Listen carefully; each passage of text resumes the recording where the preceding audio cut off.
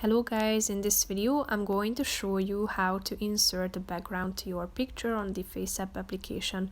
But first I just want to mention, don't forget to subscribe to my channel because at 10,000 subscribers I am going to show you my whole YouTube revenue statistics and growth strategy, how to make money online. Now let's jump into it. First of all, open the app on your phone.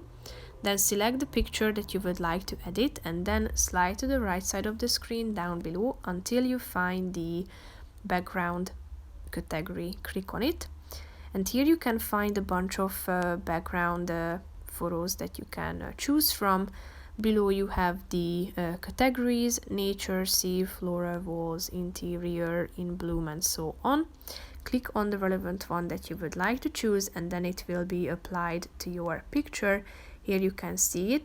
You can resize, move and rotate the background by using two fingers. So here you can use it as a zoom in and out option. And you can also use the slide in order to adjust the picture. So if you want to see difference between the original and the produced picture, click on the contrast button on the right side corner of the screen. So that's pretty much it for this video, guys. See you in the next one. Bye bye.